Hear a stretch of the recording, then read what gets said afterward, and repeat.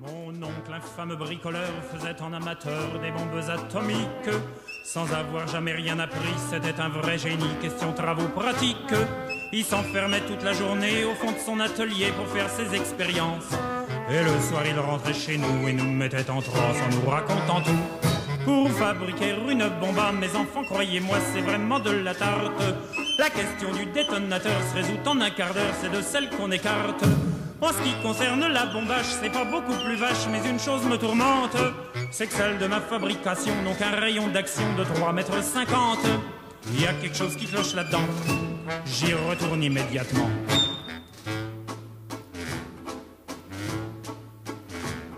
Il a bossé pendant des jours, tâchant avec amour d'améliorer le modèle. Quand il déjeunait avec nous, il dévorait d'un coup sa soupe au vermicelle. On voyait à son air féroce qu'il tombait sur un os, mais on n'osait rien dire. Et puis un soir pendant le repas, voilà tonton qui soupire et qui s'écrie comme ça. À mesure que je deviens vieux, je m'en aperçois mieux, j'ai le cerveau qui flanche. Soyons sérieux, disons le mot, c'est même plus un cerveau, c'est comme de la sauce blanche.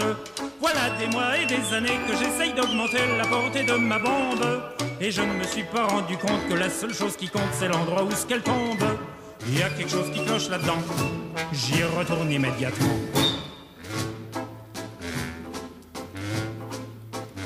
Sachant proche le résultat, tous les grands chefs d'État lui ont rendu visite.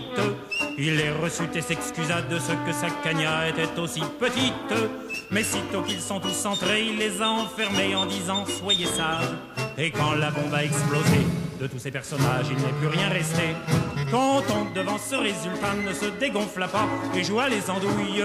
Au tribunal, on l'a traîné et devant les jurés, le voilà qui bafouille. Messieurs, c'est un hasard affreux, mais je jure devant Dieu qu'en mon âme et conscience, en détruisant tous ces tordus, je suis bien convaincu d'avoir servi la France. On était dans l'embarras, alors on le condamna et puis on l'amnistia. Et le pays reconnaissant l'élut immédiatement chef du gouvernement.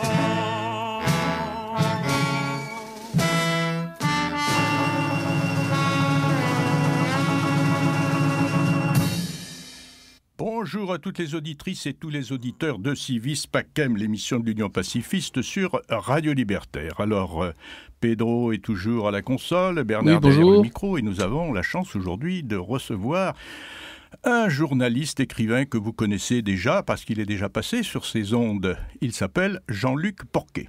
Alors, bonjour Jean-Luc Porquet. Bonjour. Alors, aujourd'hui...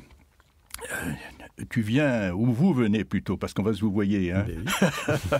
On va se vous voyer. Vous venez pour présenter un livre qui a été un véritable cadeau de fin d'année, qui est paru donc en décembre 2018 et qui s'appelle Cabu, une vie de dessinateur. Alors bon, c'est un livre, non seulement il y a un texte très important, écrit par un écrivain, c'est pas un journaliste. Mais enfin, il y a du travail de journalisme quand même, il y a des recherches, on va en reparler, et puis très bien illustré, et notamment avec des documents, des dessins de Cabu, bien sûr, que certains on les connaît, mais d'autres qui sont complètement inédits, et puis des photos et tout ça. Alors donc, merci pour ce bel ouvrage. C'est aussi Véronique Cabu qui m'a ouvert toutes les archives. Oui, et ça, je crois que c'est important parce que il y a des archives, Cabu gardait tout. Ouais. Depuis l'âge de, mettons, 12 ans, on a trouvé des courriers qui datent de ces 12 ans. Alors, d'abord, je voulais savoir que Jean-Luc Porquet, vous connaissez Cabu depuis très longtemps. En réalité, vous avez travaillé avec lui au Canard enchaîné, on va y revenir, mais vous l'avez connu bien avant. Alors racontez-nous un peu comment vous avez rencontré Cabu. En gros, c'est 74. Donc 74, la grande époque du premier Charlie Hebdo, dont j'étais évidemment lecteur. Moi, j'avais 20 ans à l'époque. Et puis, je faisais un petit journal qui s'appelait Le Clampin Libéré, à Lille, qui se voulait un peu un petit brûlot. Non. Il y avait beaucoup de journaux comme ça à l'époque. On appelait ça les journaux de contre-information. On voulait donner une autre information que l'info grisâtre et prémâchée de la grande presse quotidienne. On se voulait être un peu le Charlie Hebdo et le Canard enchaîné du coin. Vous étiez déjà un peu journaliste, ou du moins apprenti journaliste. Oui, apprenti, voilà. On était écolo, libertaire, rigolo, déconneur et tout, quoi. Donc voilà. Et on avait fait un dossier sur un petit scandale immobilier qui s'appelait le scandale du Diplodocus. C'était le maire de Lille avait fait raser tout un quartier du Vieux-Lille pour installer un immeuble qui devait faire, je ne sais plus combien, 130 mètres de haut. Enfin, c'était une aberration complète. Et on était tellement contents d'avoir fait ce dossier mordant et accablant pour la municipalité qu'on était monté, deux d'entre nous étaient, comme on dit, montés à Paris. À l'époque, l'île Paris en train, c'était 3-4 heures de train, bref. Et pour montrer le journal un peu partout dans toute la rédaction. Et le seul qui est tilté, c'est Cabu. Et on a vu débarquer une semaine plus tard Cabu avec sa sacoche, sa frange, son crayon, et qu'on a emmené partout, qui a pris des crobards partout et qui nous a fait une magnifique page dans Charlie Hebdo sur cette affaire. Et donc ça c'était la première fois. Après il est revenu un ou deux ans plus tard parce que on a eu un procès avec un directeur de CHR qu'on accusait de malversation. Et moi j'étais directeur de publication, je me suis retrouvé donc poursuivi en justice. Là, le gars demandait une somme énorme de quoi nous couler. Et Cabu est venu faire 2 pages sur le clampin, sur ce procès. Et là, il est resté, je crois, 2 jours. Et donc, il vous a soutenu à Lille. Mais pour vous, jeune apprenti journaliste, là, quand vous voyez arriver un personnage comme Cabu, ça apporte quelque chose? Oui, parce que c'est à la fois, pour nous, tous les gens de Charlie, c'était des modèles, quoi. On dévorait Cavana, on adorait tout ça.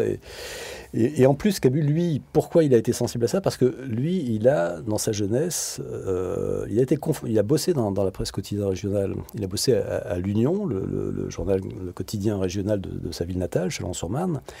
Et donc, il a vu qu'on pouvait faire... Il a eu la chance de tomber sur un formidable journaliste local qui s'appelait Bruno Beuglin, qui l'a accueilli, qui lui a offert de faire 3 dessins par semaine alors qu'il avait 15 ans. Enfin, c'était vraiment un truc incroyable. Et Cabu, toute sa vie, il a toujours été très attentif à la manière au pouvoir dont dispose un quotidien régional, à tout ce qu'il peut dire, mais tout ce qu'il peut oblitérer, cacher. Et donc, il était très content. Je me souviens, il nous soutenait. Allez-y, les gars, le clampin, il faudrait qu'il y en ait d'autres. Il était tout à fait contre cette presse, contre La Voix du Nord, Nice Matin, enfin, tous ces journaux de merde. Enfin, bon, il tapait là-dessus parce qu'il savait qu'on pouvait faire du meilleur boulot, quoi. Alors après Cabu, il est rentré dans un journal aussi qui est un contre-pouvoir, Le Canard enchaîné. Hein. Alors lui, il y rentre en 1982, c'est ça. Et vous, Jean-Luc Pourquet, vous y rentrez en 1990. J'ai vu ça. Peut-être un peu plus, enfin bref, une dizaine de plus, 14-15 peut-être, 94-95. Ah d'accord. Et alors là, vous rencontrez Cabu, de retour au Canard. Je rencontre à nouveau. Voilà quelqu'un que vous connaissiez au Canard. Oui, voilà. C'est quand je suis arrivé au Canard, je me suis dit, tiens, le seul que je connais, entre-temps, on s'était revu un petit peu, j'avais fait un truc ou deux pour Charlie, bref. Donc oui, quand je suis arrivé au Canard, c'était le seul que je connaissais. Donc, très vite, lors des bouclages, donc tous les mardis matins, une fois que j'avais terminé d'écrire mes papiers, j'allais m'asseoir à côté de Cabu, et puis je le regardais travailler, et puis on discutait, c'était un plaisir, quoi. Puis on s'entendait sur plein de trucs. Très vite, il a illustré une chronique que j'ai eue, qui existe encore, qui s'appelle Plouf, voilà. Et très vite, une chronique c'est un peu, cette chronique, c'est un peu comme le devoir qu'on fait à l'école, vous savez, la dissertation française. Donc, il faut trouver un sujet, trouver quelque chose d'un peu intelligent à dire dessus.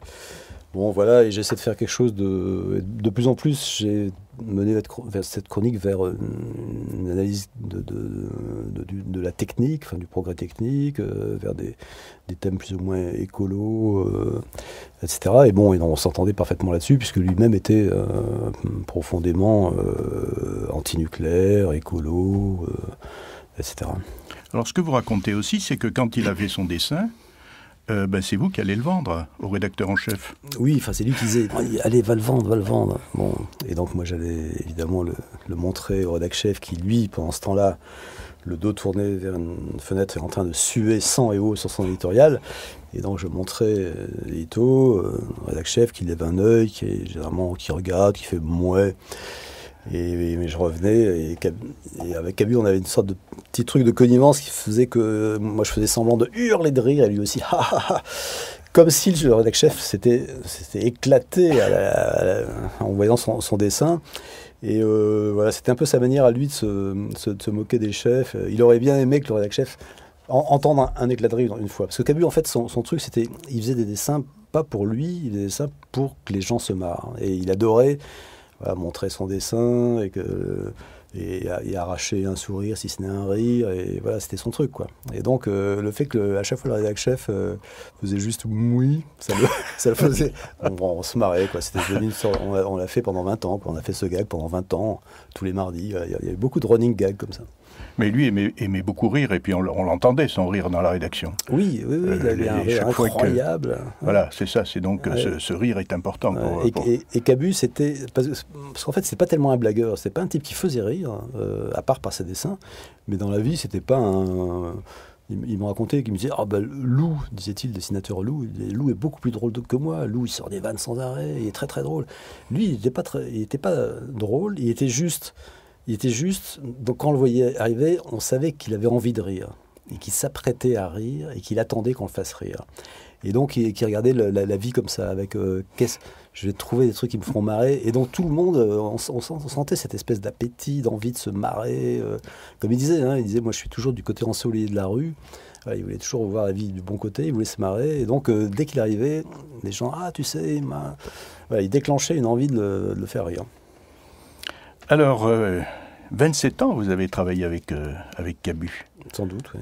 27 ans au Canard, donc vous le connaissez bien.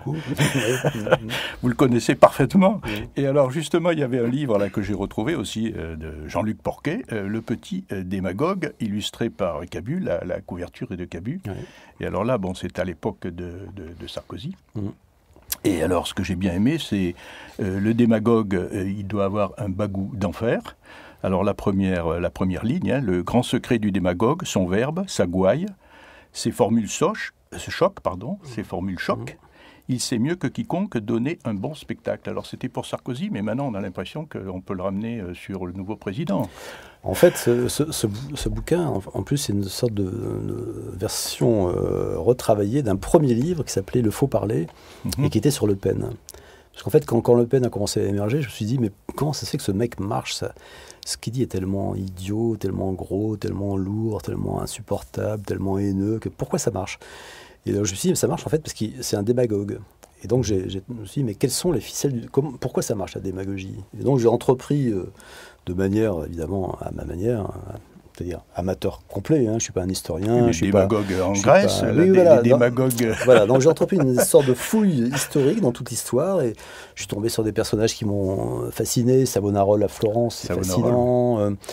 Berlusconi, voilà. Donc, et j'avais fait un premier bouquin où je sortais les 10 règles principales de la démagogie, appliquées par Le Pen, celles que j'avais repérées chez Le Pen, et je mettais en parallèle avec des démagogues, des grands démagogues de l'histoire, quoi. Et ça fonctionnait très bien, à mon avis. Et quand j'ai vu Sarko émerger, j'ai mis du temps à me dire, mais non, c'est pas vrai, il utilise les mêmes trucs. Et quand même, je me suis dit, mais non, je ne peux pas faire un parallèle entre Le Pen et Sarko. Quand même, c'est pas pareil. La droite classique, l'extrême droite, tatitata, c'est pas la même chose. Mais c'est pas la même chose, à part que sur les procédés, c'était vraiment la même chose. Et donc j'ai fait ce livre-là, Le Petit Démagogue, c'est une deuxième mouture d'un livre appliqué à Sarkozy, d'un livre qui était sur Le Pen. Et vous avez raison, on pourrait peut-être maintenant faire une troisième mouture sur Macron, et peut-être que voilà, parce que j'avais l'impression, on n'en sort pas. En le relisant, j'avais l'impression qu'on retrouve exactement tout ce qui se passe. C'est-à-dire, en fait, à la fois... une ficelle, c'est terrible. À la fois le tribun, l'homme de débat qui affronte des gens qui ne sont pas d'accord avec lui, mais qui est là pour les convaincre. C'est exactement les provocations, il faut tout simplifier. Le langage familier, on y est dedans. Quoi. Ouais. Bon, alors... là, après donc ces 27 ans, malheureusement, Cabu, on le sait tous, a été assassiné le 7 janvier 2015. Il y avait son anniversaire, d'ailleurs, depuis quelques jours seulement. Mais vous avez travaillé avec lui la veille de son assassinat. Et donc, vous dites que vous avez travaillé sur un thème qui était l'extinction en cours des espèces animales. C'est ça? Oui, c'était le dernier papier, le dernier plouf qu'il a illustré. Oui. Et puis, là... Vous en parlez au début du livre, le choc que tous les amis, les parents de Cabu ont eu, mais aussi ceux qui étaient les plus proches, ceux qui étaient très proches. Et alors là, j'ai relevé une phrase dans le livre, un typo du Canard, paraît-il, qui vous fait passer un petit papier. Nous allons punir le coupable. La punition, ce sera plus de générosité, plus de tolérance, plus de démocratie. Une phrase qu'avait prononcée le maire d'Oslo, en Norvège, Fabien Stang, après le massacre sur l'île Utøya qui a fait énormément de morts. C'est un ami graphiste qui m'a envoyé ça, Sébastien Marchal, un graphiste qui dès le 7 janvier, il a sorti ça, il a fait une affiche de cette déclaration de ce maire. Et moi, je pensais que je trouvais que c'était formidable, quoi, qu'il résumait exactement. Je pense que Cabu aurait dit la même chose. Voilà. On va les punir avec plus de dialogue, plus de démocratie, plus de. Et je pensais que c'était mieux que Je suis Charlie, qui finalement dit à la fois tout et son contraire. Enfin bon, je trouvais que bref. Et voilà, pour moi, ce qui résume cette journée, c'est ce message. Alors, Pierre Perret a écrit une chanson dernièrement. La chanson Humour Liberté, on va l'écouter, Pedro, parce que c'est une chanson qui est très sensible, et puis on connaît, disons, la sensibilité de Pierre Perret pour tout ce qui se passe dans le monde et les injustices.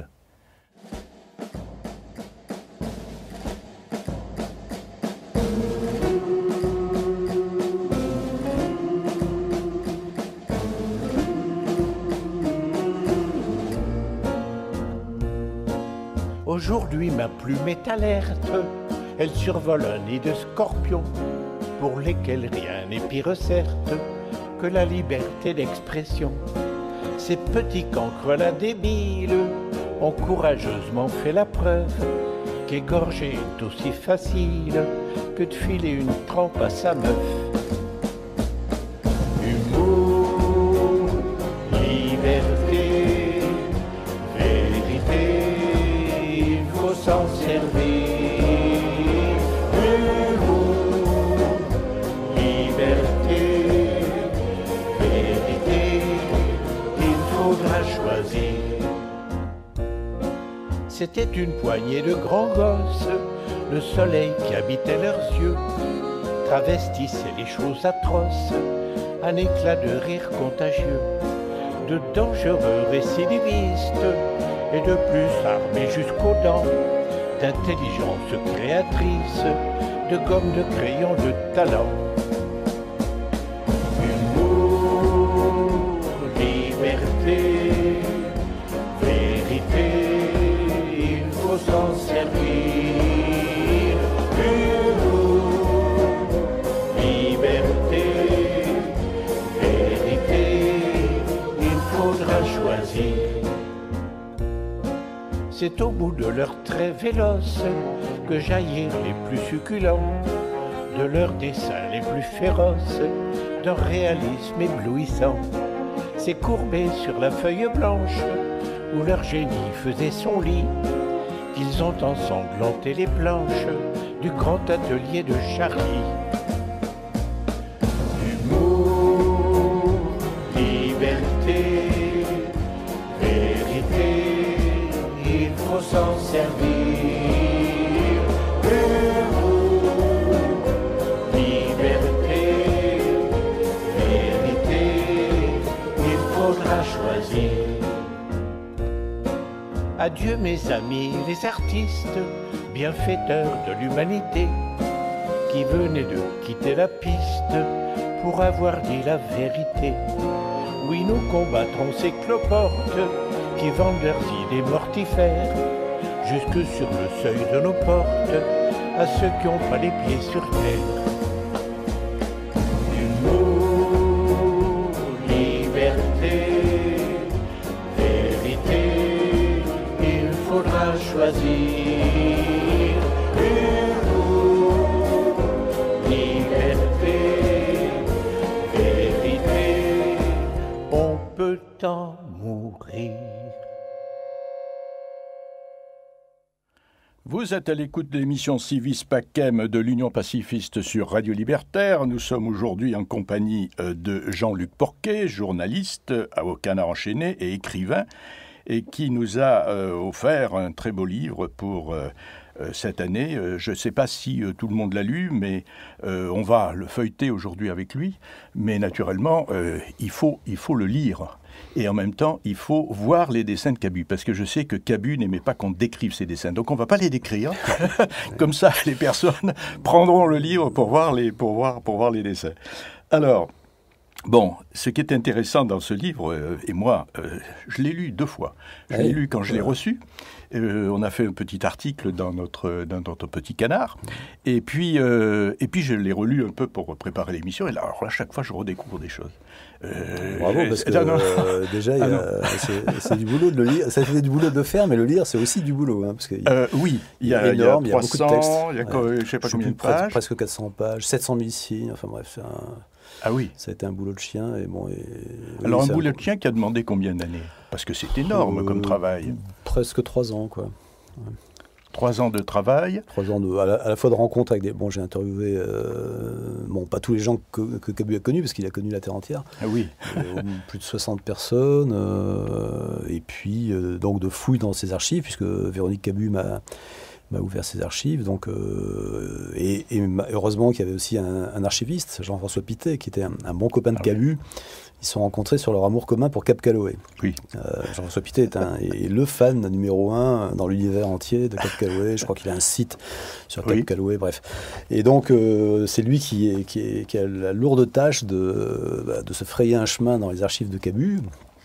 Et donc, voilà, quand je faisais un chapitre sur, par exemple, voilà, l'enfance de Cabu, Chalon-sur-Marne, il m'apportait tout ce qui avait trait à Cabu, Chalon-sur-Marne. Et par exemple, il a trouvé un truc, en plus c'était assez tard, à la fin du bouquin, il a trouvé dans un carton, sous un escalier, un dessin qu'on a mis, je ne sais plus quelle page, mais une sorte de papyrus, un rouleau, 3,40 m de long, 40 cm de haut, un dessin qu'avait fait Cabu à l'âge de 13 ans, donc en 51, et ça s'appelait le 14 juillet à Courzy-sur-l'Haricot. Et donc c'est une sorte de défilé du 14 juillet, évidemment moqueur et rigolard, dessiné à la Dubout, parce qu'à l'époque, donc à 13 ans, il est vraiment très très influent. Son maître, c'est Dubout, et on sent encore le Dubout. Mais ça montre déjà l'ambition incroyable, quoi, d'un gamin de 13 ans qui dessine une sorte de fresque de 3,40 m avec, je ne sais plus combien on a calculé dans nos personnages, c'est genre 93 personnages et 2 vaches, quoi. Donc quand même. Et ça, on l'a retrouvé... Voilà, il y avait plein de choses, dans ces archives, il y a plein de choses formidables comme ça. Alors, ça va être une découverte permanente, là. C'est un travail d'archéologue, oui. Parce qu'il gardait tout. Il gardait tout. Il gardait... alors là, justement, j'ai fait une petite visite à la Duchothèque, qui est une très très bonne initiative de la ville de Châlons-en-Champagne. Maintenant, ça s'appelle Châlons-en-Champagne. Oui, alors Cabu détestait ça. Oui. Il disait, attention... Châlons-en-Champagne, c'est juste un truc marketing, là, c'est n'importe quoi. Pour vendre du champagne. Voilà, il dit en plus, c'est le retour à la féodalité. Or, c'est la Révolution française qui a baptisé Châlons-sur-Marne. Et donc, Châlons-en-Champagne, ça veut dire on revient à la féodalité. Il dit, pour moi, Châlons sera toujours Châlons-sur-Marne. Ça, il tenait toujours, il a appelé ça 10 000 fois. Alors, j'ai bien fait de dédicacer notre livre Merci Cabu à Châlons-sur-Marne. Oui. J'ai mis Châlons-sur-Marne. Ah oui, je me suis appliqué, j'avais lu. Voilà. Alors, donc là-bas, on voit justement qu'est-ce qu'il signait dans ses premiers dessins. Il signe K, comme la lettre K, trait d'union, BU. Ouais. BU, hein. Et on voit tous ces dessins, ces premiers dessins, disons, qui ont été exposés là-bas à la Duchothèque. Et alors, on a... Il faut dire quand même que, tu vois, il a 15 ans, et il est embauché à l'Union pour faire 3 dessins par semaine. Et le localier du coin, il dit, vas-y, va au conseil municipal, couvre l'actualité. Donc il est déjà reporter à l'âge de 15 ans. Il dit, ça a été mon laboratoire, hein. Il a appris son métier là. Et il dit, quand je vais à l'Assemblée nationale, finalement, c'est pas très différent de ce que je faisais à Châlons au conseil municipal. Et donc voilà, c'est tous ces dessins-là qui sont exposés. Mais ces premiers dessins, il les a quand même exposés chez le coiffeur. Ah oui, alors ça, juste avant, alors pourquoi est-ce que le localier le prend? Parce que tout le monde, à l'époque, à Châlons, va se faire couper les cheveux chez le père Gilbert, qui paraît-il était un personnage haut en couleur, et qui avait vite compris que Cabu avait du talent, et qui affichait les dessins de Cabu dans son salon, contre une coupe gratis. Donc il coupait. C'est d'ailleurs pour ça que Cabu a arrêté de se. Il a gardé la même coupe jusqu'à la fin. C'était la coupe du coiffeur Gilbert. Voilà, alors, et même avant ça, avant d'exposer chez le coiffeur, Cabu a fait son petit journal perso dans son lycée qui s'appelle Le Petit Fumes. Où il y a eu 2 numéros et très vite d'ailleurs il a été censuré par le proviseur parce que dès le numéro 1, je crois qu'il sort un papier où, en fait, son père l'a changé de section. Il était avant chez les littéraires, on l'a mis chez les techniques. Et lui, son père était ingénieur, je crois. Son père était ingénieur aux Arts et Métiers à Châlons, enfin prof, mais aux Arts et Métiers, prof de forge.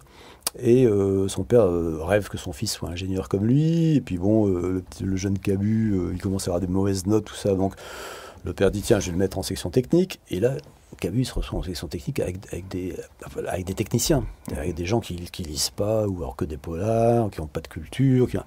Et là, il fait dans son petit journal un petit truc contre les techniques.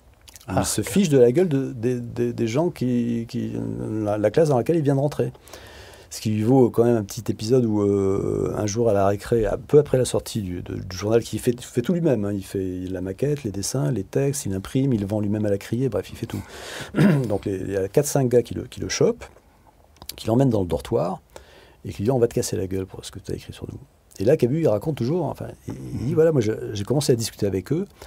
Et j'ai réussi, en discutant, en argumentant avec eux, j'ai réussi à faire en sorte qu'ils ne me cassent pas la figure. Et il dit, je crois fondamentalement à ça. Je pense fondamentalement que par la parole, on peut régler les problèmes, que la violence, on peut échapper à la violence par la parole. Et toute sa vie, finalement, ça a été ça. Ça a été toujours, lui, c'est par le dessin. Donc, par le dessin, il cogne. Mais le dessin, c'est une manière aussi de provoquer, discuter et d'éviter la violence. Il a toujours dit, moi, on me reproche à mes dessins d'être violents, mais mes dessins, ils sont faits pour dénoncer la violence. Et c'était une obsession de toute sa vie, ça. Et il a toujours pensé que, il était vraiment, pour lui, profondément démocrate, que la démocratie, c'est avant tout. On évite de se taper sur la gueule en échangeant des arguments rationnels. Et normalement, si on est des individus un peu rationnels, à la fin d'une discussion, on doit pouvoir trouver quand même un minimum de terrain d'entente. Alors, c'est le grand débat de Macron, si on peut dire. Non. Non, mais voilà. Il y a quelque chose de profondément chez lui c'est très grec, quoi. C'est vraiment la démocratie à la grecque, c'est sur l'agora, on discute. Et si on n'est pas con, si on n'est pas aveuglé par les passions funestes, on peut quand même s'entendre et pas se taper dessus. Mais il ne tapait pas que sur les techniques, il tapait aussi sur les profs. Ah oui. Alors, pour lui, dès qu'il est arrivé... Parce que c'était l'ordre aussi qui remettait en cause. Oui. Et puis même dès qu'il est arrivé au lycée, qu'il y a eu ce défilé de gueules invraisemblables, sa sœur me disait, il a arrêté de bosser en 6e. En 6e, il y avait un tel défilé de tronches qu'il se marrait, tous les caricaturer. En plus, la moitié, c'était... Il y a des mots très durs sur les profs. Il dit la moitié de mes profs étaient des crétins. Il dit il n'y en a que 2 ou 3 qui essayaient vraiment d'éveiller l'esprit critique des élèves. Et il pensait que pour lui, avoir un bon prof, c'était important. Et former des bons profs, c'était capital. Et il était vraiment pour la transmission. Donc voilà, comme il avait à faire. Par exemple, même son prof de dessin. Son prof de dessin... a reconnu qu'il avait quand même un élève un peu exceptionnel, mais il dit jamais il m'a mis premier. Il mettait toujours deuxième. Parce qu'il trouvait que j'étais un peu trop fantaisiste, j'ai dit jamais été premier, toujours deuxième. Donc voilà, donc il a eu, en plus il aimait bien son prof de dessin, il a fait du théâtre avec lui, bref. Mais il a eu visiblement des profs qui l'ont fait beaucoup souffrir. Très vite, il s'est retrouvé en opposition avec l'autorité incarnée par le prof enfin bref, on connaît le grand Duduche, c'est sa vie. Voilà.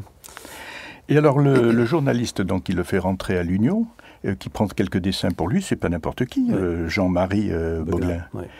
J'ai trouvé sa biographie dans le dictionnaire Métron, où justement, et là aussi vous en parlez dans le livre, parce que c'est un journaliste qui ensuite va faire du théâtre, qui était quand même un anticolonialiste.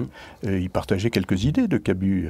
Cabu n'était pas encore anticolonialiste à l'époque, mais il avait peut-être senti chez Cabu des dispositions. Oui, puis il l'a initié. C'est vrai que Cabu a eu de la chance de tomber sur Beuglin. Beuglin lui a fait écouter pour la première fois Brassens, par exemple, le gorille de Brassens. Chanson interdite à la radio. À l'époque, oui. Et après, ils se sont retrouvés 15 ans après. Beuglin était parti ouvrir un théâtre Beuglin était un porteur de valises. Et après, s'est retrouvé à Alger, à ouvrir un théâtre à Alger. Et début des années 70, Cabu voyait que sa ville avait été massacrée par les bétonneurs. Et on a écrit dans Charlie Hebdo, dans plusieurs dessins, il mettait les Chalonnais sont des cons, message personnel. Et Beuglin a compris, en lisant Charlie Hebdo, il dit tiens. Et il a appelé Cabu, et Cabu dit ah, ben t'as compris mon message. Il faut absolument qu'on aille ensemble à Châlons pour dénoncer ce que. Voilà, mais ils sont en train de massacrer notre ville. Et tous les deux ont fait ce magnifique bouquin là, sur le massacre. Qui s'appelle Ouvrez le massacre. Le massacre. Mais qui a été très bien vendu, racheté par le maire de Châlons. Dès qu'il a été mis en vente, le maire de Châlons a tout raflé. Donc l'éditeur a fait un deuxième tirage. Et puis c'était juste avant les élections municipales à Châlons. Et le maire a perdu sa place. Grâce à. Cabu était quand même assez content. C'était une de ses victoires, ça. Mais alors ce livre, introuvable. Oui, enfin, c'est vrai qu'il a été trouvable, mais cher, extrêmement rare. Oui, extrêmement oui, rare. Oui.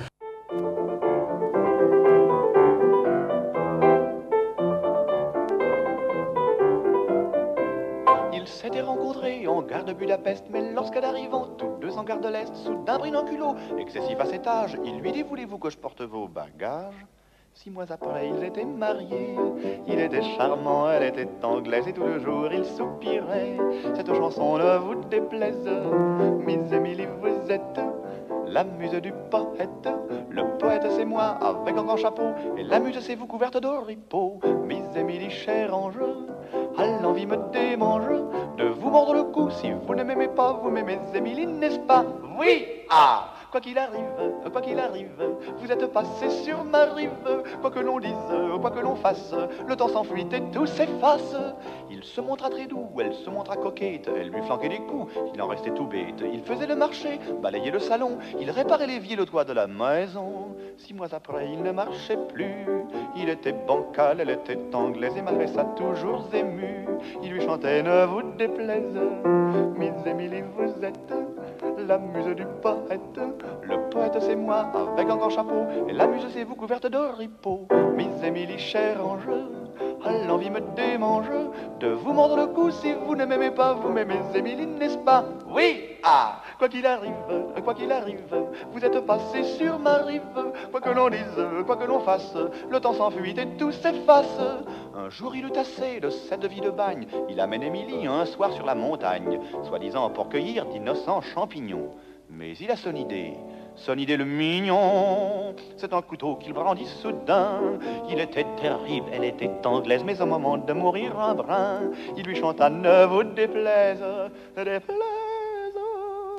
Miss Emily, vous êtes la veuve du poète. Le poète c'est moi avec un grand couteau, et la veuve c'est vous qui me tuez bientôt. Miss Emily, je pleure des larmes comme du beurre, mais avant de mourir, mais avant mon trépas, vous m'aimez Emily, n'est-ce pas? Oui! Ah! Je me décide vers ce charmant petit suicide. Quoi que l'on dise, quoi que l'on fasse, le temps s'enfuit et tout s'efface. Alors le plus drôle, je vais vous dire, c'était une fois en 77 à la fête de l'Humanité. Alors on l'attendait, le temps passait, une heure passait, 1h15, et toujours pas de traînée. Et tout d'un coup on l'a vu arriver quand même sur scène, mais il n'était pas avec son costume de scène bleu, ni son œillet, ni sa cravate blanche. Il était en marron, c'est tout juste, il n'était pas en pantoufles, il y avait des drôles de godasses, enfin... On s'est dit, mais il est arrivé quelque chose. Mais au bout d'un quart d'heure, son orchestre, il l'attendait depuis 1h15, et il a eu un gros succès. Il y avait 30 000 personnes. C'était sur la grande scène de la fête de l'UMA. Et après, j'ai su ce qui s'était passé. 1 heure avant, il avait téléphoné à la fête de l'UMA en disant finalement, j'ai pas envie de venir chanter à la fête de l'UMA. Alors, ils ont dit, bon, très bien. Ils n'ont rien dit. En fait, il y a des gros bras du service d'ordre de la CGT qui sont allés le kidnapper carrément chez lui, de la Courneuve. Il habitait à la Varenne à l'époque, c'est pas tellement long par les boulevards extérieurs, vous voyez. Et ils l'ont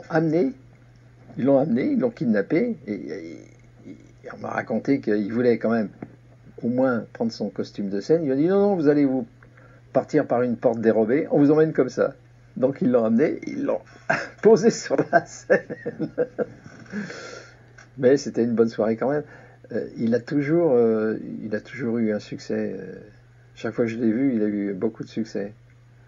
Alors, je sais que vous emmeniez voir, vous emmeniez votre fils voir Mano Solo. Charles Trenet. Mano Solo, il l'a vu plus de 3 fois.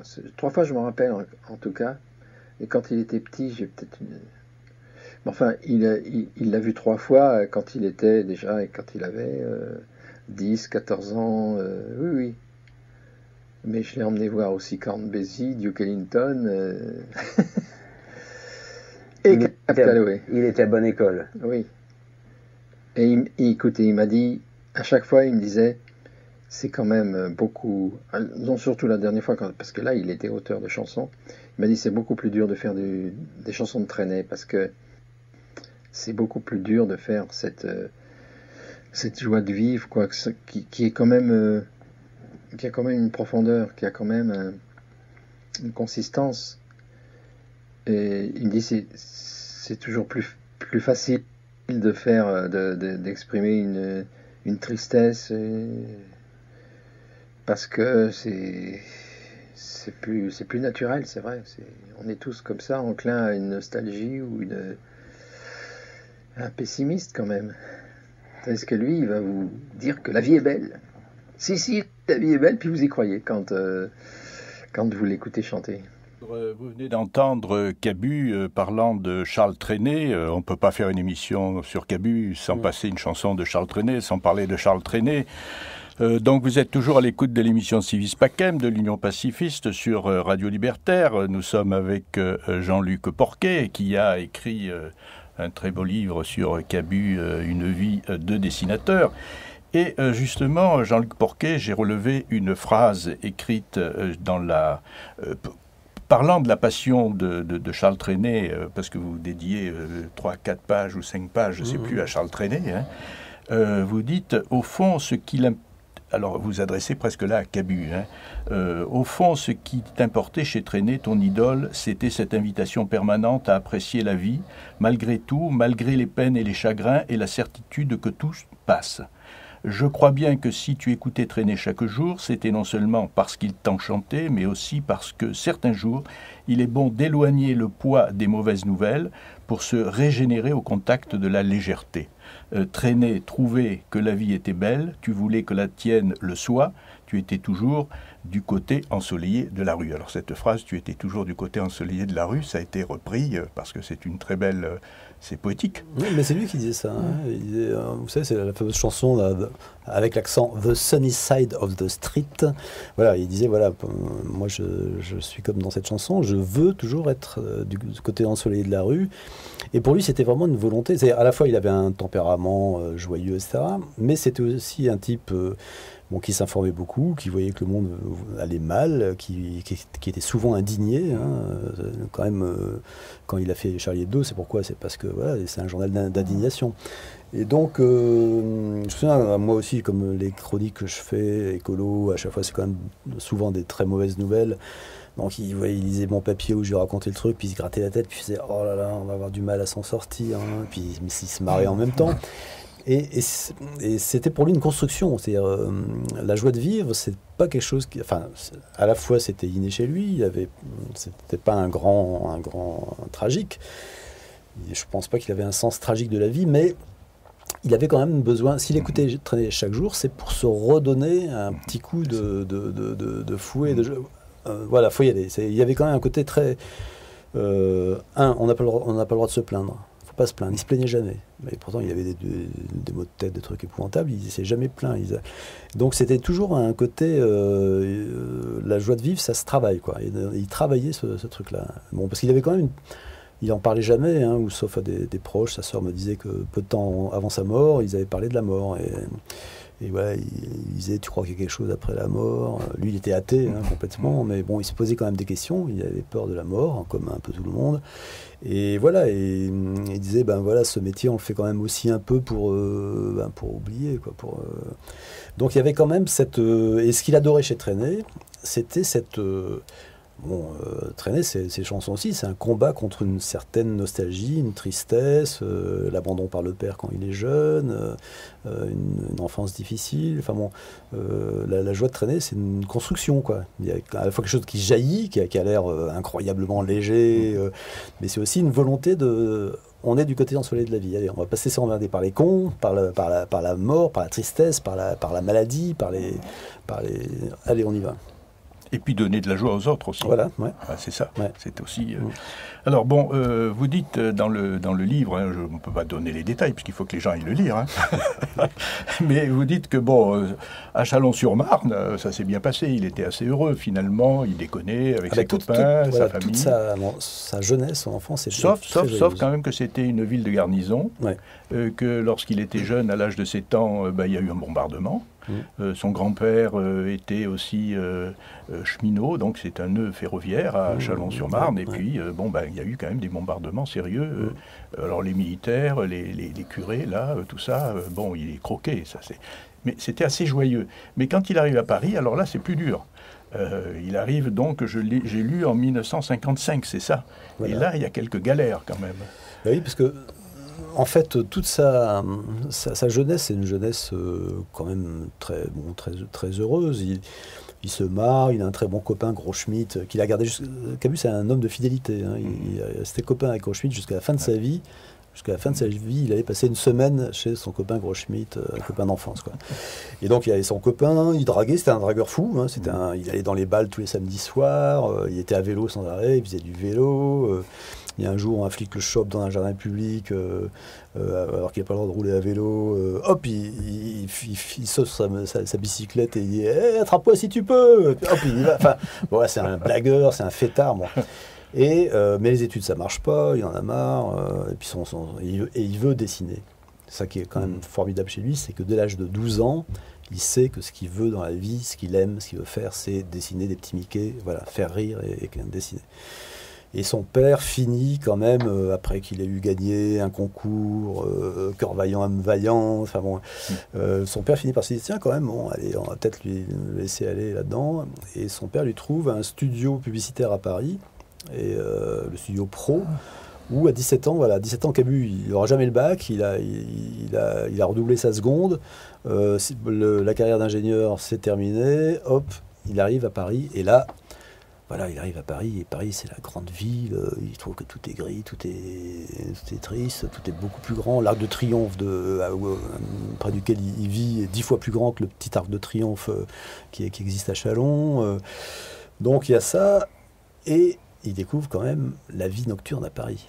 Il découvre les clubs de jazz.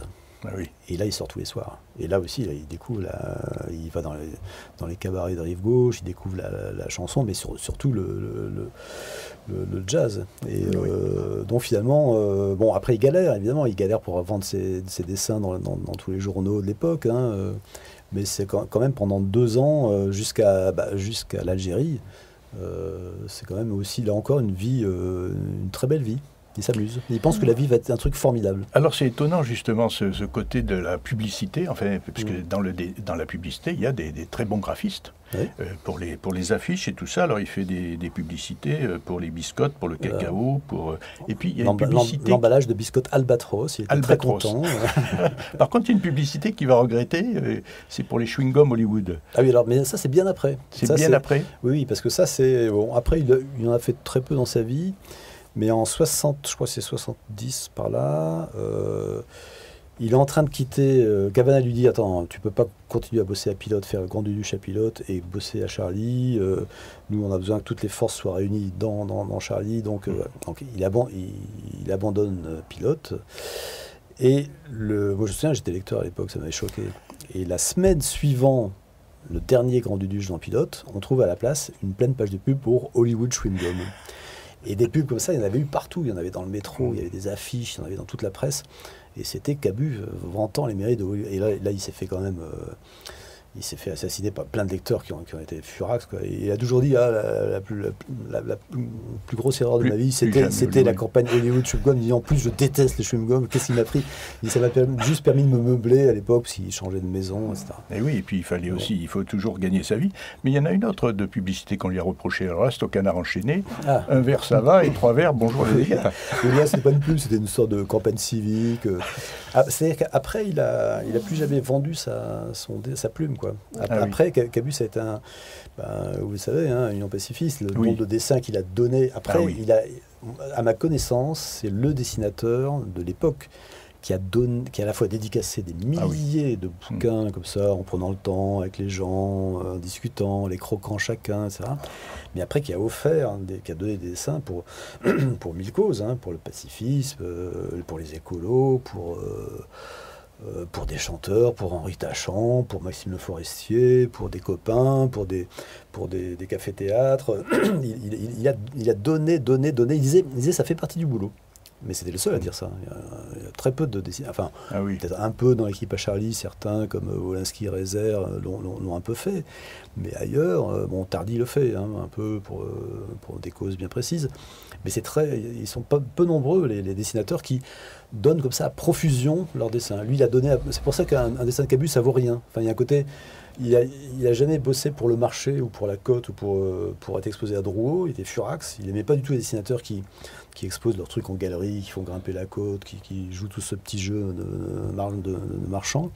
Lui, il donnait. Il a donné des milliers de dessins. Et j'ai même vu, quand on tournait le film au Canard, un typo qui est venu le voir pour les 10 ans de sa fille, pour son anniversaire. Il lui disait comment s'appelle ta fille, comment elle est à peu près, et puis il lui faisait une carte d'invitation pour l'anniversaire des 10 ans. Enfin, je veux dire, c'était... le mariage, la communion. Oui, il avait comme ça... Bon, alors on a parlé du jazz, on va écouter un peu de jazz aussi avec Cabus, parce qu'on ne peut pas non plus... On a écouté Charles Trenet. On sait qu'il a vu son premier concert en 1956, donc c'était pas à Cap Calloway, c'était Lionel Hampton. Et puis le mois d'après, il voit Cap Calloway, alors là c'est le coup de foudre. Et puis alors on va écouter un peu de Cap Calloway.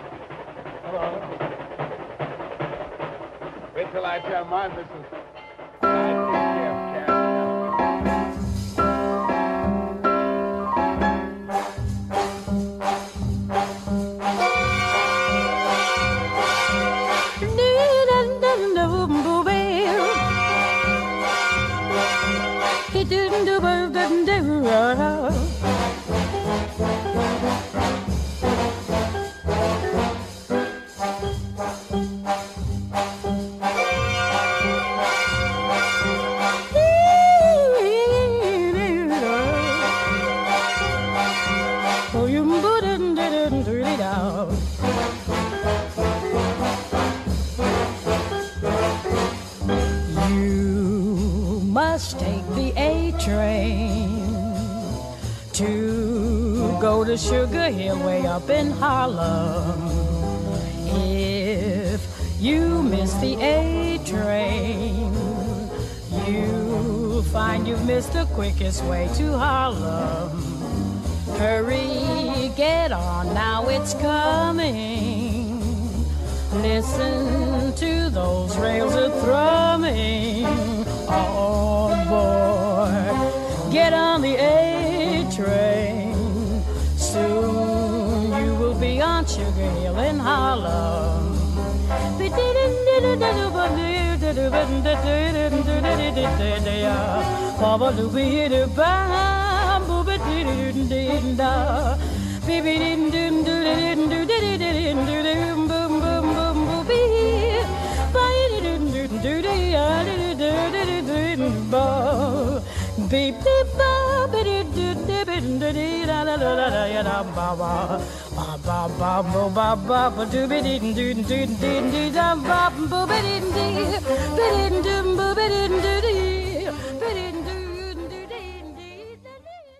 Vous êtes à l'écoute de l'émission Civis Pacem de l'Union pacifiste sur Radio Libertaire. Nous sommes en compagnie de Jean-Luc Porquet ce soir et nous parlons de son livre Cabu, une vie de dessinateur. Alors nous avons déjà évoqué l'enfance de Cabu. Et puis, là, on vient d'entendre le jazz et puis le train. Le grand-père de Cabu était cheminot, il avait beaucoup d'affection pour les cheminots, et alors là, une petite référence entre le jazz et le train, et là, c'est par Jean-François Pité qui pourra nous parler de tout ça. C'est-à-dire, Pité, il pourrait parler de Cap Calloway en long, large et en travers. Le train, non, pourquoi quelle est la question sur le train? Non, mais Cabu, je sais que Cabu a fait aussi quelques dessins pour la vie du rail. Ah, il faudrait les rechercher. Possible. De toute façon, il a fait des dessins pour... Il m'en avait parlé, alors je ne sais pas, je les ai jamais vus. À part Minute. Ah oui. Oui, il y a eu Paris Match, il y a eu Ici Paris, il y a eu... il a dit, mon but, c'est de pouvoir dessiner partout. Où on lui payait ses dessins avant qu'ils soient publiés. Sur le train, sur le train, le truc à dire, c'est que dans les années 70, ça a été le journaliste ferroviaire de France. C'est-à-dire que chaque semaine, il prenait le train, il a sillonné la France, mais dans tous les sens. Quand on regarde, moi j'ai la collection complète là, du premier Charlie, 69-82, et pendant au moins 10 ans, d'ailleurs il faisait une petite annonce, il disait « Cher lecteur, invitez-moi chez vous, je vous ferai des petits Mickey ». Et donc les lecteurs l'invitaient, il a fait des communautés, des procès antimilitaristes, des combats antinucléaires. Il allait partout où on l'invitait, et il allait dans la France donc, des anti-beaufs, mais aussi dans la France des beaufs, chez Jacques Médecin à Nice, décrire un bidonville, dénoncer une saleté immobilière, enfin bon... Et c'est pour ça qu'à un moment, je crois en 75-76, il y a Jean-Luc Godard qui dit mais le meilleur journaliste de France, c'est Cabu. Parce que il voit bien que dans l'équipe de Charlie Hebdo, c'est tous des génies, Wolinski, Rézère, GB, ils ont chacun leur monde, mais ce monde, ils le développent surtout devant leur table à dessin, ce que fait aussi Cabu avec la création de ses personnages, Grand-Duche et Le Beauf. Mais Cabu, en plus, il va à la rencontre d'eux, il va voir les gens, il va partout. Et il a une curiosité incroyable. Et j'ai fait le décompte sur une seule année, je crois qu'il va Brest, Dijon, Lille, Tourcoing, Loctudie, Cannes, enfin il va absolument partout. Et à chaque fois, il revient avec une double. Donc c'est un travail une double page dans Charlie Hebdo. Et à mon avis, c'est un des... On n'a pas encore vraiment mesuré l'importance de ce travail. C'est un travail magnifique de journaliste. Et c'est maintenant, quand on voit toute cette vogue des journaux, enfin des récits de voyage illustrés, etc., c'est lui qui a quand même rien... Bon, ça a toujours existé, on n'invente jamais rien, on réinvente. Mais c'est lui qui a réinventé cette capacité à faire du reportage dessiné. Il n'y en a pas beaucoup qui ont fait ça. Et tout ce travail dans Charlie Hebdo, à mon avis, devrait pouvoir être édité au format. Ça fait un ouvrage magnifique. Alors, on a parlé de l'enfance de Cabu, on a parlé de son arrivée à Paris, et puis alors maintenant, il y a quelque chose de tragique, c'est que Cabu, il part en Algérie, il va faire son service militaire. Ouais. Alors là, il y a des dates très précises données par le journaliste Jean-Luc Porquet. Il part le 3 mars 1858 et il revient le 6 juin 1960. Mais c'est très important pour Cabu, parce que vraiment, il a beaucoup souffert là-bas. C'est surtout que sa vie entière bascule là. C'est-à-dire, il part, il pense que la vie est une fête, il revient, il dit je pensais pas que le monde était aussi salaud. Voilà. Et donc il découvre la saloperie militaire, il découvre la connerie militaire, il découvre l'alcoolisme du fameux adjudant Cronenbourg, il découvre le racisme qui règne à l'armée, il découvre le colonialisme. Il dit moi, vous vous rendez compte, moi j'ai participé à la dernière guerre coloniale de France. Très vite, il comprend que la France n'a rien à faire là, il comprend que c'est pas juste une opération de pacification, mais que c'est une vraie guerre qui est menée contre les gens du coin. Il découvre l'horreur, il est chargé de sécuriser les opérations de nuit. Donc avec ses copains appelés, de temps en temps, on l'appelle, ils doivent entourer un village dans lequel il y a une intervention, un village qu'on brûle, où on tue, on interroge, on torture. Et il est chargé juste de tuer, de faire en sorte que personne n'en échappe. Donc s'il y a des fuyards de tirer dessus. Il dit heureusement, j'en ai jamais vu, j'ai jamais eu à tirer sur personne, mais en revanche, il ramasse des cadavres le matin. Enfin, il voit des horreurs. Il voit des horreurs. Il vit des horreurs, il découvre la bêtise humaine, quoi. Il découvre l'envers du décor, et il arrive, il n'est absolument pas politisé, il n'a pas lu la question d'Henri Alec, d'ailleurs, qui est publié peu de temps après son arrivée en Algérie, donc il n'a pas eu l'occasion de le lire, mais il est quasiment au courant de rien, ses parents ne parlent jamais de politique, il sait juste qu'il y a des copains de Chalon qui sont revenus les pieds devant, donc il a quand même un peu la trouille, mais il ne sait rien de rien, et il revient, il est antimilitariste pour la vie. Et il y a un de ses copains, j'ai interviewé un de ses bons copains, malheureusement qui est mort depuis, à l'Interciné, qui lui est arrivé, ils ont passé 6-8 mois ensemble dans la même caserne à Constantine. Et Tercinet disait, moi je suis arrivé, j'étais politisé, j'avais manifesté contre la guerre d'Algérie, j'étais pour la paix, j'avais lu la question, mais quand je suis sorti de la guerre, j'ai tourné le dos, j'ai plus jamais voulu entendre parler de ça. Cabu, c'est l'exact inverse. C'est-à-dire, il arrive, c'est un gamin qui sait rien sur rien, il sort de là, il est déterminé, engagé pour la vie. Et donc ça c'est, et après donc il va tout de suite les manifs contre la bombe, il va militer, il va rencontrer les pacifistes, il va se documenter là-dessus, il va essayer de comprendre, de construire une pensée critique là-dessus. Qu'est-ce que ça veut dire être contre la guerre pour la paix? C'est pas juste des slogans, c'est aussi une vraie pensée derrière. Et toute sa vie, il travaille là-dessus.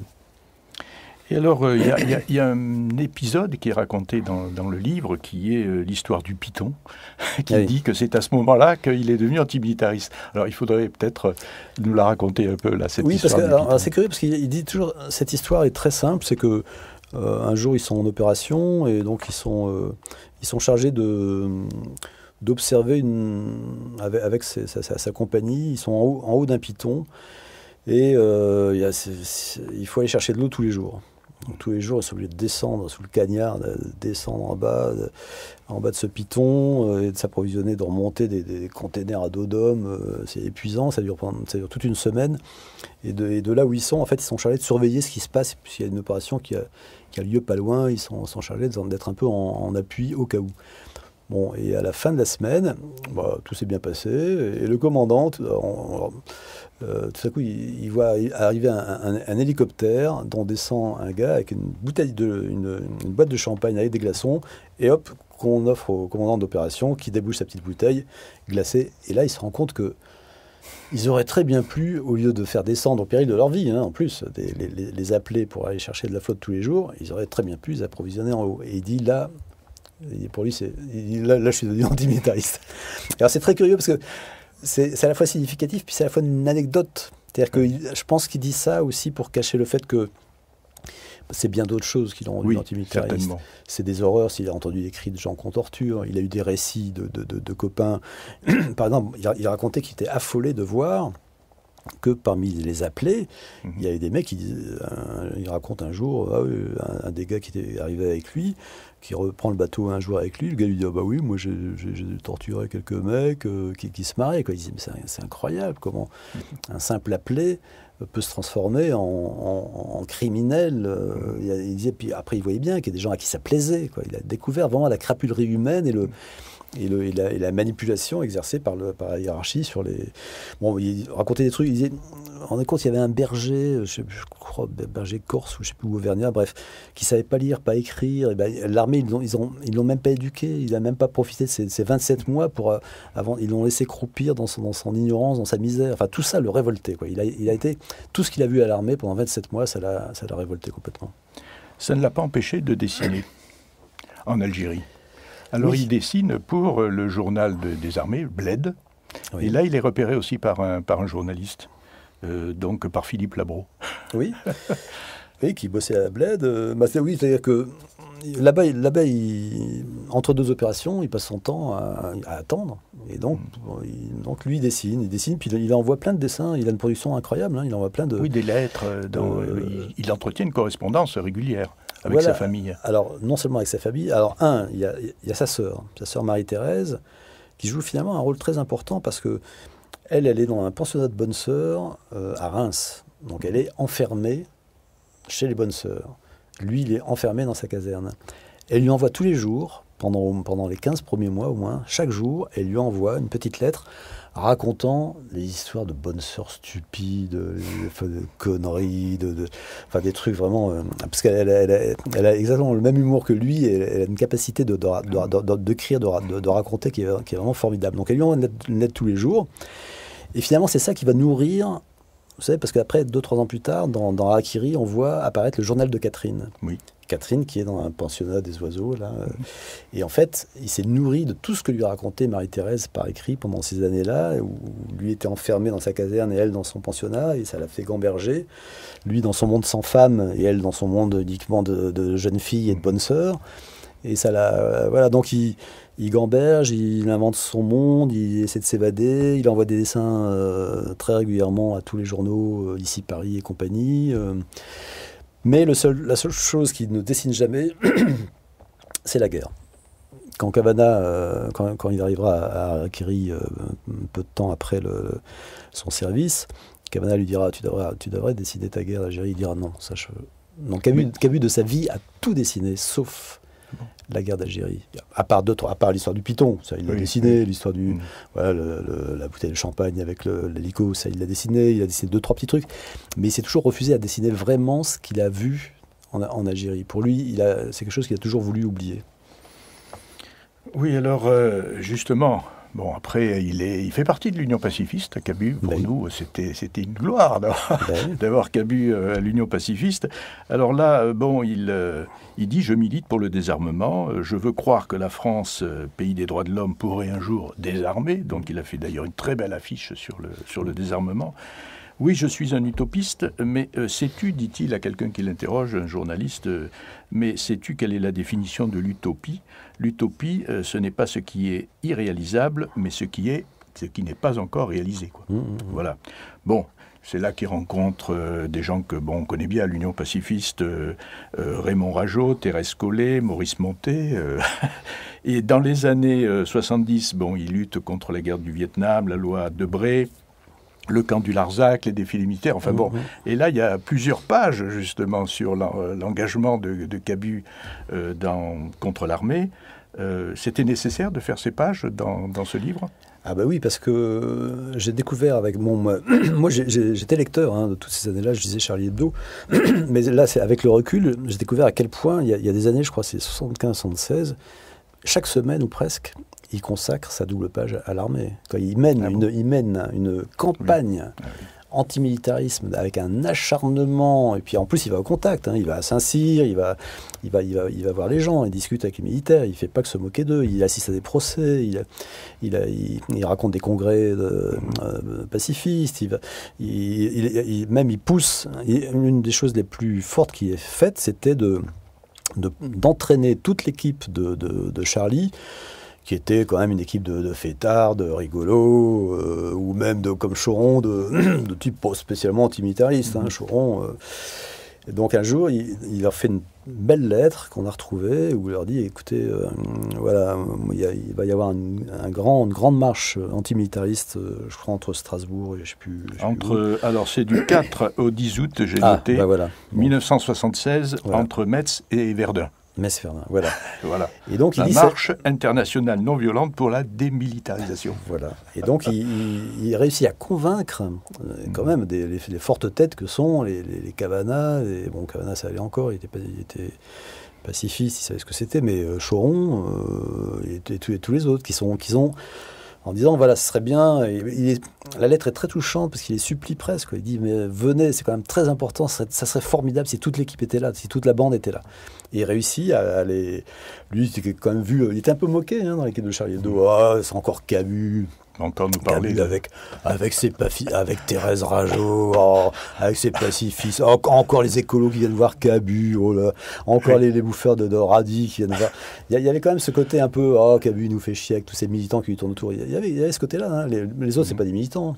Réserve, c'est pas du tout un militant. Hein. Bon, à part ses pages sur l'énergie solaire dans la Gueule ouverte, mais sinon, il n'a pas du tout la même démarche que Cabu. GB, c'est un utopiste, c'est pas du tout c'est pas un type si engagé que Cabu. Mais lui, c'était le seul qui... et voilà, et pour ce combat-là, le combat antimilitariste, non seulement c'est celui qui, à Charlie, a eu le plus de procès, je ne sais plus, avec l'armée, il en a eu... Il a eu 6, d'après ce qu'il dit, oui. Voilà, qu'il a tous perdu. Il a quand même mené aussi... son affiche... Qui a été le fer de lance de la campagne contre les TPFA, les tribunaux permanents des forces armées, qui à l'époque faisaient en sorte que c'était quand même une justice incroyable qui faisait que quelqu'un qui refusait d'aller au service militaire se retrouvait 2 ans à un tribunal militaire, composé uniquement de militaires, qu'il envoyait aux troupes pendant 3 ans. Donc il a mené une vraie bagarre là-dessus, il a été poursuivi en justice là-dessus, et il disait que c'était le seul combat de sa vie qu'il ait réussi, qui a abouti finalement, c'était ça. Puisque Badinter, en 81, a supprimé les tribunaux permanents des forces armées. Et donc cette justice d'exception a réussi à la faire virer. Il disait, voilà, dans ma vie, j'ai gagné que ça. Il était très fier quand même d'avoir gagné ça. Alors dans sa marche, il est aussi avec Jean-Jacques de Félix, quelqu'un qu'on connaît bien justement à l'Union pacifiste. Il est avec Théodore Monod, il y en a beaucoup. Hein. Et puis il arrive à les convaincre, même je l'ai vu aussi amener la bande de Charlie au Larzac plus tard. Mais là c'était un peu différent. Alors il y a aussi Eugène Bizot, il rencontre dans la Gueule ouverte ce fameux vigneron qui est mort à 105 ans et il a refait pour les 100 ans d'Eugène Bizot des illustrations pour un livre, les 100 ans d'Eugène Bizot. Bizot réussit à saouler la gueule à Cabu. C'est quand même très fort. Cabu, il avait arrêté de boire depuis très longtemps et il raconte quand même que le vigneron Eugène Bizot a réussi à lui faire boire grâce à son Mont-Louis. Moi, j'ai jamais goûté le Mont-Louis, mais il paraît qu'il est le Mont-Louis qui faisait l'après-midi, et il préparait un gâteau qui était bien, qui incitait à boire. Et quand il avait fini la première bouteille, il disait il me semble qu'il y avait un peu un goût de bouchon, là, je vais aller en chercher une autre. Et puis si on se laissait entraîner, on arrivait à 1 bouteille, 2 bouteilles, 3 bouteilles. Donc après, s'il fallait reprendre la voiture, c'était dur. Chez Eugène Bizot. Bon, donc évidemment, il a rencontré toutes les grandes figures de Mouna, que tu connais bien, qui t'a consacré un film, de Mouna à Eugène Bizot, en passant par qui d'autre, même Maxime Le Forestier aussi, qui a beaucoup œuvré aussi avec sa chanson Parachutiste de l'époque. Enfin, voilà, il y avait quand même tout un mouvement assez puissant finalement, en tout cas très audible, et qui avait pignon sur rue, qui faisait passer. Après la guerre d'Algérie, il y a eu beaucoup de pacifistes qui se sont manifestés, y compris des artistes. On va l'écouter un peu, Maxime Le Forestier, Pedro, qui nous chante une chanson qui s'appelle Caricature. Il dit qu'il a été influencé par Cabu pour écrire cette chanson.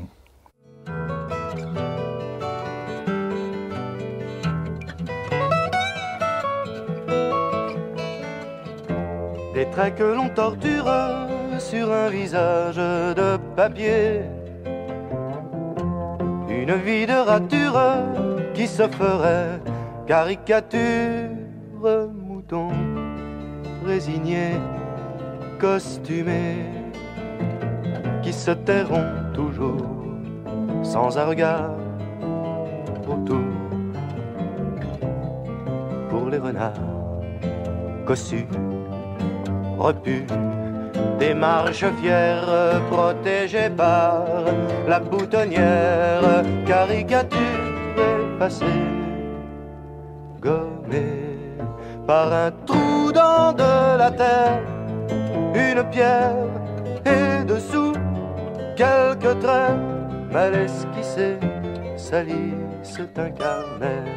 Notre vie se passe au crayon, notre vie s'efface au baillon, comme une signature sur un registre fatigué.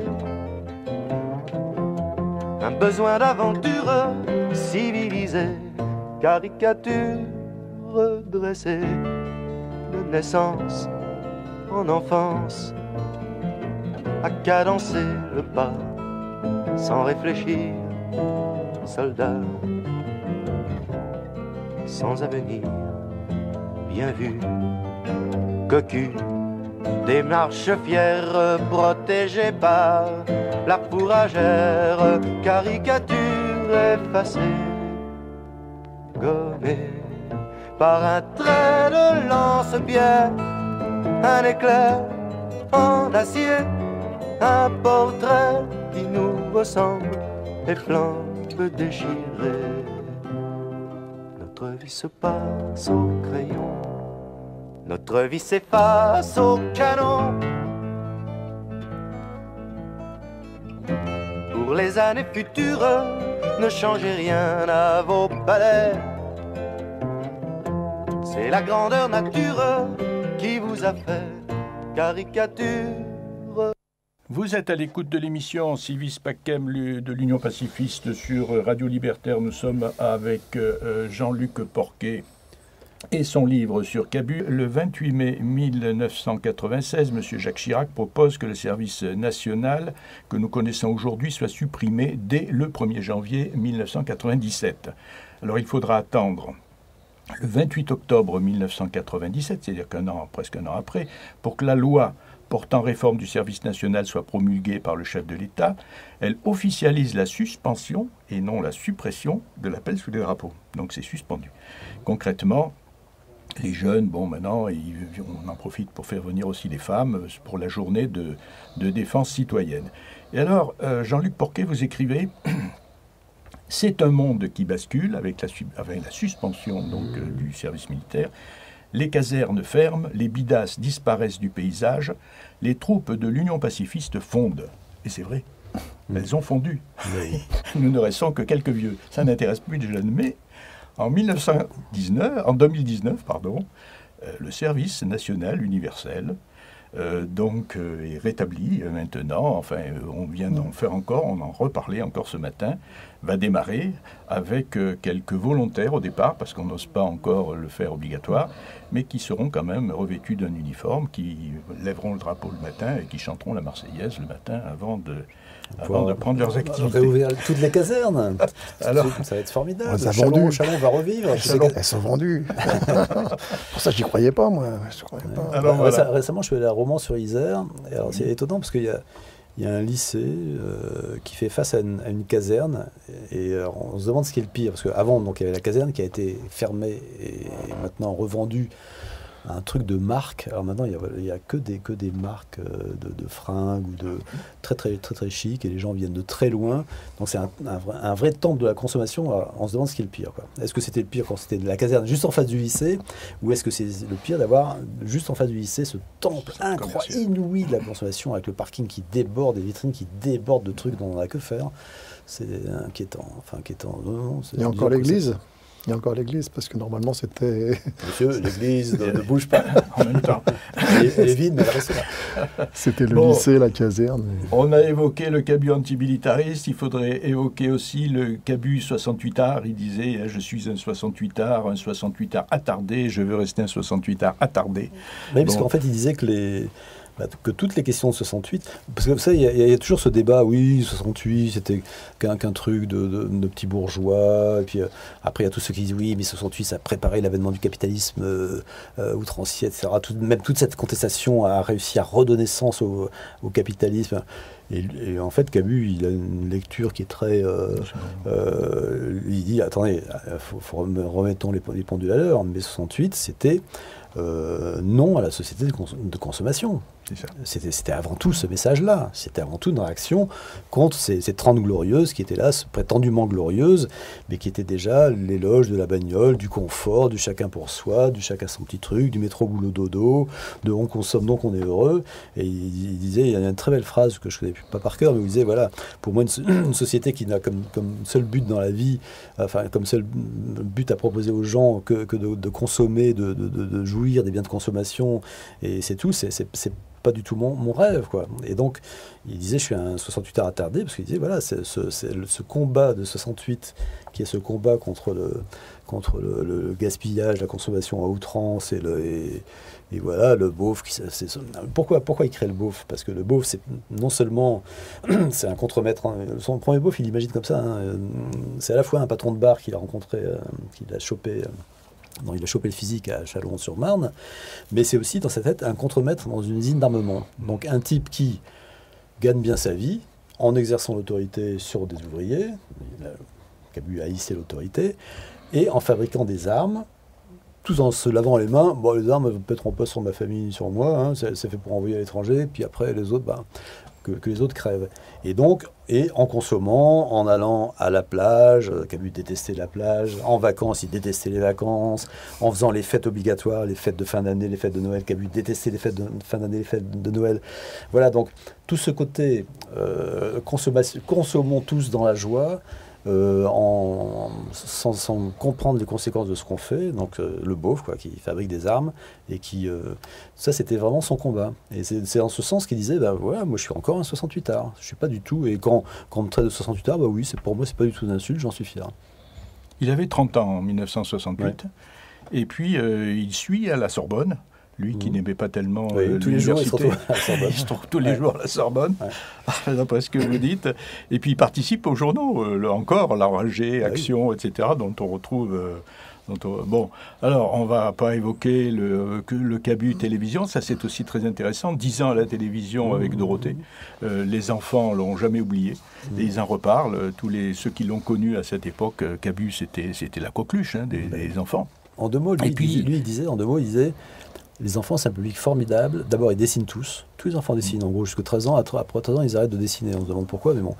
Et ils disaient, en plus, ils sont sensibles à l'humour noir, ils acceptent plus que les parents.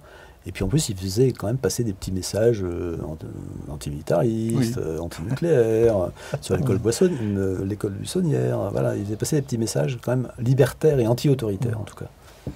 Alors bon, après il faudrait évoquer bien sûr le Cabu au canard, on en a déjà un peu parlé, mais c'est encore un journaliste là qui le fait rentrer, c'est Roger Fressos, qui avait travaillé à l'Union, qui l'avait connu par l'Union aussi. Bon, quand il arrive au canard, c'est lui avec sa production, forcément d'autres dessinateurs sont un peu effrayés par l'arrivée de Cabu, Vasquez de Sola, et puis Escarot qui n'aimait pas beaucoup les histoires de sexe, je crois, de Cabu. Il en faisait passer de temps en temps. Peut-être pas, non, c'est pas une histoire de sexe, c'est juste que l'humour on ne se souvient plus qu'à l'époque, Charlie Hebdo, c'était vraiment perçu comme un journal sauvage, quoi. C'était peu respectable, vraiment... Alors le canard, il faut qu'il fasse un peu plus attention. Alors que le canard, qui a un public 5 ou 10 fois supérieur à l'époque, était plus policé, un humour qui passe un peu plus partout. Charlie Hebdo était vraiment un provoque. On oublie qu'à l'époque, et donc quand Cabu est arrivé avec l'humour, en important l'humour de Charlie Hebdo dans le canard, ça a coincé à un certain moment, il y a eu des frottements, quoi. Oui, et puis quand même... C'est le seul dessinateur dont le canard n'a pas l'exclusivité. C'est-à-dire qu'il a toujours dessiné en dehors pour faire des livres, participer bien sûr aussi à Charlie Hebdo. Mais comme dessiner c'était sa vie, le patron du canard le reconnaît, j'ai toujours essayé de l'interdire de bosser ailleurs, et ça j'ai jamais réussi. C'était le seul qui... Lui, son truc, de toute façon, tous les jours, il dessinait jusqu'à minuit, il dessinait toujours, pour tout le monde, et il a réussi à jamais se laisser enfermer. Il a résisté à l'autorité du patron du canard, c'est le côté anti-autoritaire de Cabu, encore gagné. Encore gagné sur le directeur du canard. Et pourtant, le canard, c'est une famille où on surveille quand même ses dessinateurs et ses journalistes. C'est un peu comme Cavana avec Charlie. Cavana voulait l'exclusivité, le canard aussi, il y a un côté comme ça.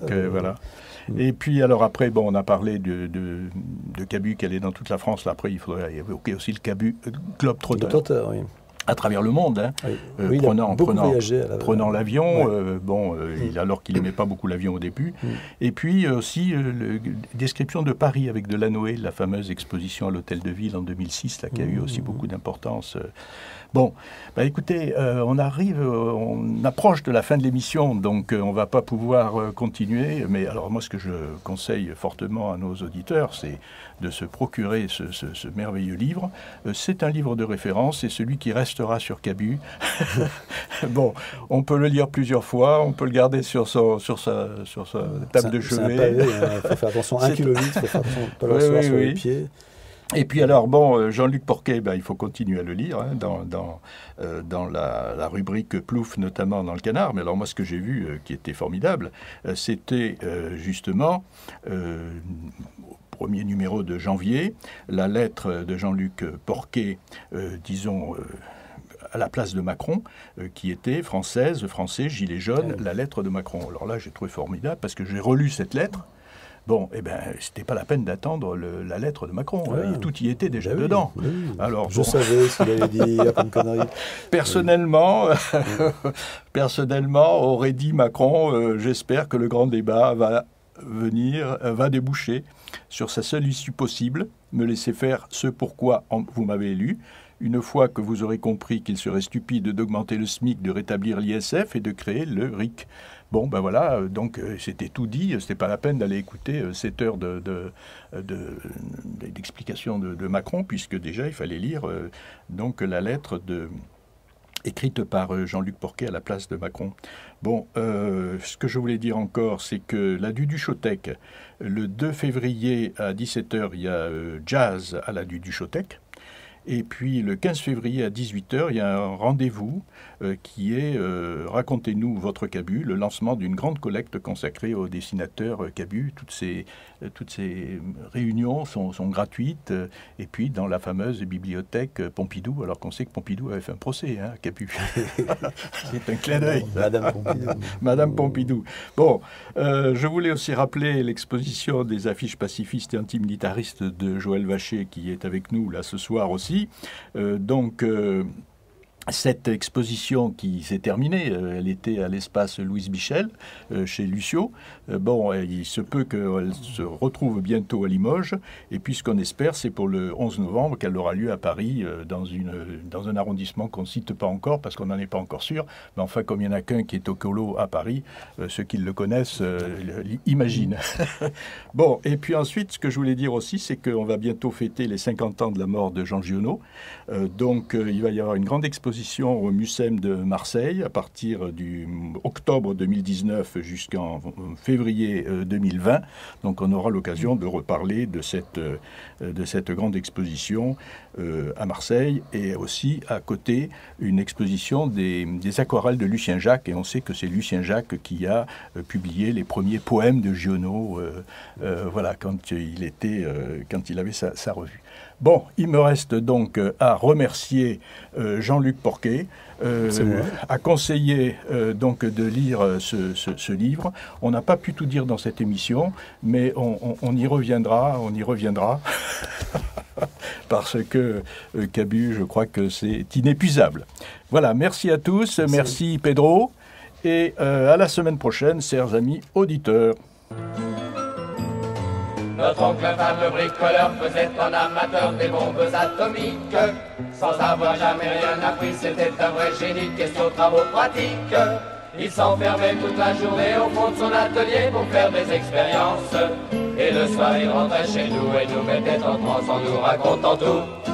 Pour fabriquer une bombe, mes enfants, croyez-moi, c'est vraiment de la tarte. La question du détonateur se résout en un quart d'heure, c'est de celle qu'on écarte. En ce qui concerne la bombage, c'est pas beaucoup plus vache, mais une chose me tourmente, c'est que celle de ma fabrication n'ont qu'un rayon d'action de 3,50 m. Il y a quelque chose qui cloche là-dedans.